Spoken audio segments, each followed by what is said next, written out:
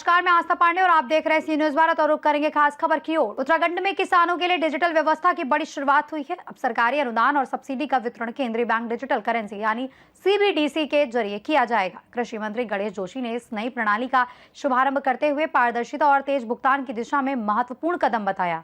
प्रदेश में किसानों को मिलने वाली सब्सिडी अब और अधिक पारदर्शी और डिजिटल हो गई है।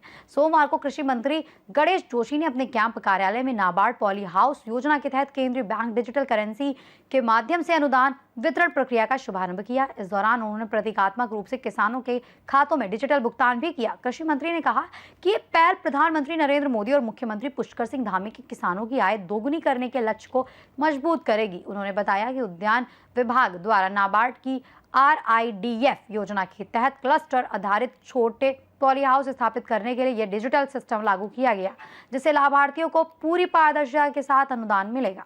अब किसान अपनी सरकार पोर्टल के माध्यम से ऑनलाइन आवेदन कर सकेंगे। आवेदन की जांच और स्थल सत्यापन के बाद पात्र किसानों को CBDC वाउचर जारी किए जाएंगे। पॉली हाउस निर्माण पूरा होने और सत्यापन के बाद ही ये राशि संबंधित फर्म या कंपनी को ट्रांसफर होगी, जिससे धन का सही उपयोग सुनिश्चित होगा। सरकार द्वारा 50 से 100 वर्ग मीटर तक के छोटे पॉली हाउस पर किसानों को 80% तक अनुदान दिया जा रहा है।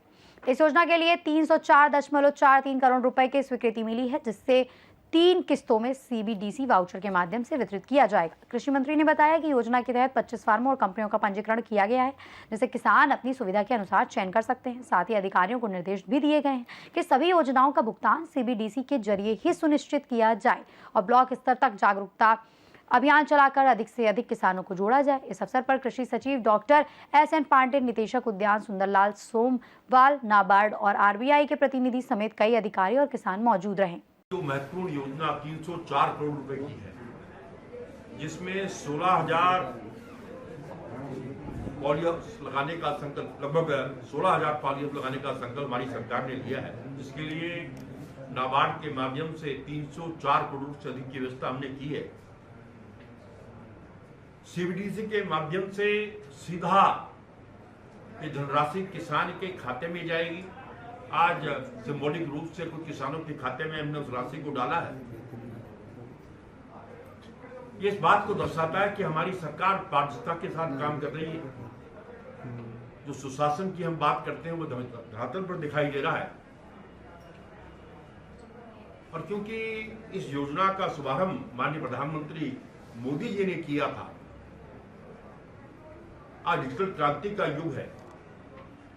अगर आपको ध्यान होगा कि कांग्रेस के प्रधानमंत्री ने कहा था कि हम दिल्ली से 1 रुपया भेजते हैं और जब नीचे लाभार्थी के खाते में पहुंचता है तो 15 पैसे हो जाता है।